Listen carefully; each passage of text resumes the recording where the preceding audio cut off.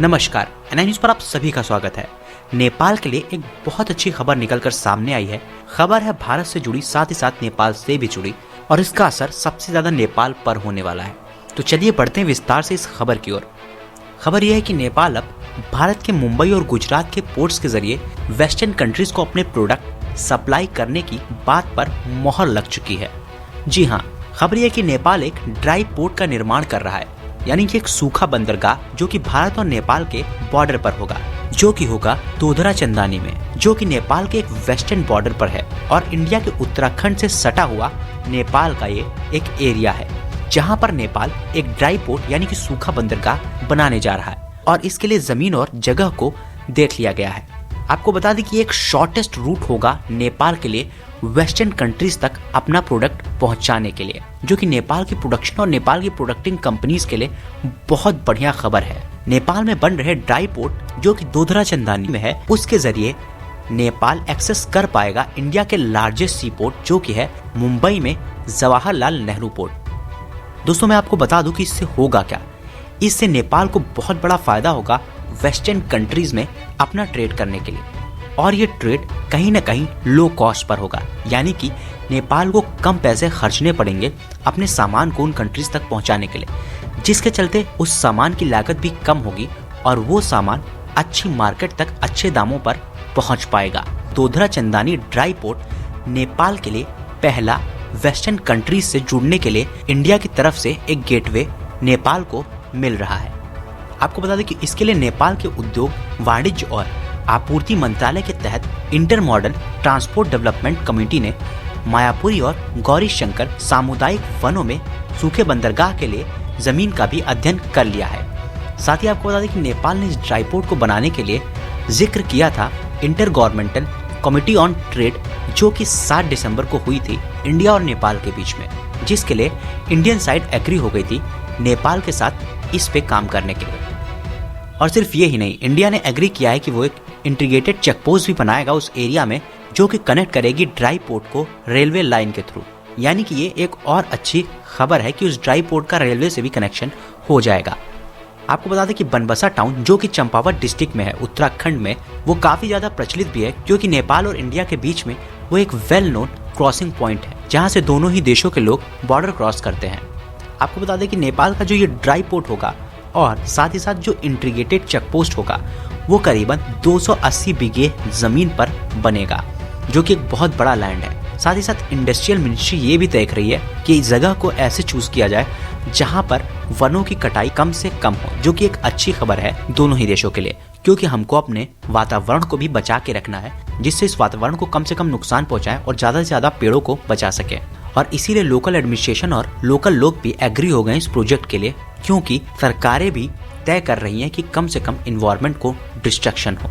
साथ ही इस dry port का कनेक्शन शॉर्टेस्ट रूट होगा नेपाल के लिए वेस्टर्न कंट्रीज तक पहुंचने के लिए, और ये 2 की पोर्ट्स को जोड़ेगा नेपाल से। एक पोर्ट होगा मुंडरा पोर्ट जो कि गुजरात में है और एक इंडिया का लार्जेस्ट प्राइवेट पोर्ट है। दूसरा पोर्ट है वो है जवाहरलाल नेहरू पोर्ट जो कि मुंबई में है।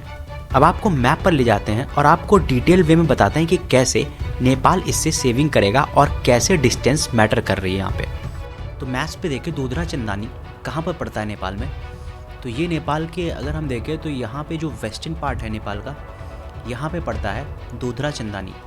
अब यहाँ से इंडिया के 2 पोर्ट से कनेक्शन होगा, जो कि यहाँ पे गुजरात में पोर्ट है और ये प्राइवेट एक पोर्ट है जो कि अडानी का पोर्ट है जिसका नाम है मुंडारा, और मुंबई के जो कि सबसे बड़ा पोर्ट है मुंबई का जवाहरलाल नेहरू पोर्ट। तो इससे नेपाल का कनेक्शन होगा जो कि ड्राई पोर्ट से होगा, और इसका कनेक्शन दोनों रूट से होगा।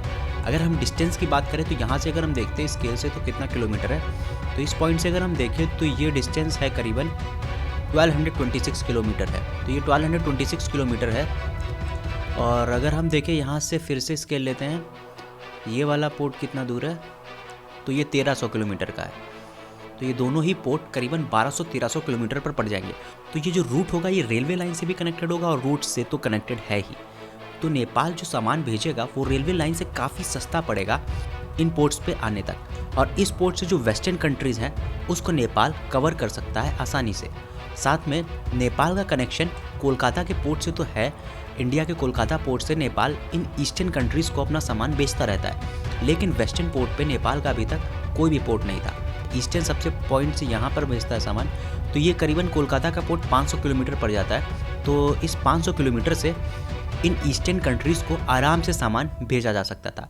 लेकिन अब वेस्टर्न कंट्रीज़ में जाने के लिए हम अगर रूट देखें तो यहाँ पे करीबन आते हैं, हम शॉर्टेस्ट डिस्टेंस देखें तो ये करीबन 2000 ये हो गई, 4000 और यहाँ तक की, तो ये करीबन 6000 किलोमीटर डिस्टेंस हो जाती थी। तो और अभी अगर हम देखें तो नेपाल सीधे तौर पर सामान यहाँ से लाएगा और यहाँ पे छोड़ेगा, तो ये करीबन 1300 किलोमीटर 1200 किलोमीटर ऐसे ही पड़ेगा। तो ये 1200 किलोमीटर और 6000 किलोमीटर, तो आप इसे देख सकते हैं कि टाइम भी कितना ज़्यादा बचेगा और साथ ही साथ फ्यूल का कंजम्पशन भी बहुत ज़्यादा हो जाएगा इतना 6000 किलोमीटर का। तो इससे कहीं ना कहीं नेपाल के प्रोडक्ट्स को वेस्टर्न कंट्रीज़ तक आराम से भेजा जा सकता है। और इंडिया ने सब चीज़ों के लिए नेपाल के लिए हाँ की हुई है। साथ ही साथ इंडिया ने हाँ की है कि वो रेलवे लाइन का भी कनेक्शन इधर से करेगा। तो इस मैप के जरिए आपको समझ में आ गया होगा कि नेपाल कैसे अपने प्रोडक्ट्स को इस रूट से कम टाइम और कम लागत में वेस्टर्न कंट्रीज में भेज सकता है। तो इससे होगा ये कि जब इन प्रोडक्ट्स की लागत कम आएगी सिर्फ ट्रांसपोर्टेशन में ही, तो इन प्रोडक्ट्स की कॉस्ट भी ज़्यादा नहीं बढ़ेगी बाहर की मार्केट तक पहुंचने में, जो कि ज़्यादा चांस प्रोड्यूस करता है कि नेपाल का प्रोडक्ट ज़्यादा बिकेगा। लेकिन यहाँ बात सिर्फ भेजने की नहीं है, नेपाल में जो लार्ज स्केल पर प्रोडक्शन है वो भी काफ़ी कम है। और इसके लिए मैंने एक वीडियो बनाई थी कि अमेरिका कैसे सपोर्ट करने वाला है जिससे नेपाल ज़्यादा प्रोडक्शन कर पाए इंडस्ट्रीज पे। तो उस वीडियो का लिंक ऊपर आई बटन में है, अगर आपने वो नहीं देखा है तो उसे भी देख लीजिए, क्योंकि इसमें काफ़ी ज़्यादा इन्फॉर्मेशन है इंडस्ट्रीज से रिलेटेड कि अमेरिका कैसे हेल्प करने वाला है नेपाल को। तो जैसा मैंने इस मैप के जरिए भी बताया कि नेपाल का जो ट्रेड इंफ्रास्ट्रक्चर था वो इंडिया के ईस्टर्न पार्ट से कनेक्टेड था, यानी कि कोलकाता पोर्ट से कनेक्टेड था पहले। तो इससे नेपाल को ईस्टर्न कंट्रीज में सामान के लिए काफ़ी ज़्यादा सहूलियत होती थी, वहाँ तो सामान अच्छे से पहुँच जाता था। लेकिन वेस्टर्न कंट्रीज़ के लिए वो रूट्स काफ़ी लंबे पड़ जाते थे, और अब इस वेस्टर्न पोर्ट के बन जाने के बाद नेपाल को वेस्टर्न कंट्री से भी सहूलियत हो जाएगी, जो कि एक फास्ट ट्रेड गेटवे होगा वेस्टर्न रीजन के लिए। और ये नेपाल के लिए बहुत ज़्यादा स्ट्रेटेजिकली इम्पॉर्टेंट है और ये काफ़ी ज़्यादा बेनिफिट करेगा नेपाल को ट्रेड में। अब इसकी कुछ और डिटेल बता दूं कि ये कब से बनना शुरू होगा और कब तक बनेगा और इसका पहले से प्रोसीजर क्या हुआ है। आपको बता दें कि वर्ल्ड बैंक की तरफ से एक फीजिबल स्टडी पहले भी हो चुकी है और काफ़ी टाइम हो गया है कि डोडरा में एक ड्राई पोर्ट बनना है, और जिसके लिए एक रिपोर्ट 2016 में भी तैयार हुई थी। और उसके बाद अब मिनिस्ट्री ऑफ इंडस्ट्री और कॉमर्स ने कंडक्ट किया है स्टडी, जो कि अक्टूबर में किया था, और इस प्रपोज रिपोर्ट को सूटेबल माना था कि यहाँ पर पोर्ट बन सकता है। साथ ही अक्टूबर में ये भी कहा गया था कि इस पोर्ट को बनने में करीबन 2 साल लगेंगे, और कहा यह भी जा रहा है इन्वायरमेंटल इम्पैक्ट के लिए स्टडीज के लिए 1 साल और लग सकता है, यानी कि 3 से 4 साल का वक्त लग सकता है इस ड्राई पोर्ट को पूरी तरीके से कारगर होने में, क्योंकि डिलेज भी होते रहते हैं। साथ ही साथ नेपाल की इंडस्ट्रियल मिनिस्ट्री ने कहा है कि इंडियन ऑफिशियल ने इन्फॉर्म किया है कि उनने इस पर काम करना शुरू भी कर दिया, और इंटीग्रेटेड चेकपोस्ट के लिए बनबसा एरिया में इंडिया ने काम करना शुरू भी कर दिया है। और खबर के मुताबिक इंडिया ने जो प्रपोज किया था कंस्ट्रक्शन, वो होगा अपर पार्ट ऑफ खंजा भोज में, जो कि एक एरिया है लाई करता है इंडिया के नेशनल फॉरेस्ट में। और साथ ही इंडिया ने ऑलरेडी रोड बिल्डिंग करना शुरू कर दिया है उस पार्ट से, जिससे सहूलियत हो उसको रोड से जोड़ने के लिए। और वर्ल्ड बैंक के सर्वे के हिसाब से इस ड्राई पोर्ट को बनाने के लिए जो कॉस्ट पड़ेगी वो करीबन होगी 5 बिलियन रुपीस, जिसके तहत कुछ बड़े ब्रिज का भी कंस्ट्रक्शन किया जाएगा।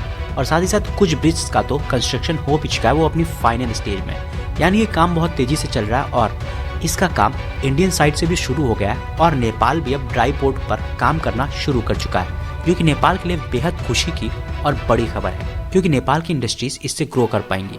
और साथ ही साथ नेपाल अपनी इंडस्ट्रीज का प्रोडक्शन भी बढ़ाने जा रहा है यूएस की मदद से। तो उस वीडियो को भी आप ऊपर जाके आई बटन से देख सकते हैं। तो इन्फॉर्मेशन कैसी लगी कमेंट बॉक्स में लिखकर मुझे ज़रूर बताएं। साथ ही इस वीडियो को ज़्यादा से ज़्यादा लोगों तक शेयर कीजिए। प्लीज़ इसे अपनी फैमिली और फ्रेंड्स तक शेयर कीजिए, जिससे उनको भी ऐसी इन्फॉर्मेशन मिलती रहे। और यदि आपने इस चैनल को सब्सक्राइब नहीं किया तो ऐसी ही इन्फॉर्मेशन के लिए इस चैनल को सब्सक्राइब ज़रूर कर लीजिए, और साथ में जो बेल का आइकन है उसको ज़रूर दबा लें, क्योंकि उससे आपको नोटिफिकेशन मिल सकेंगे। धन्यवाद। NI news.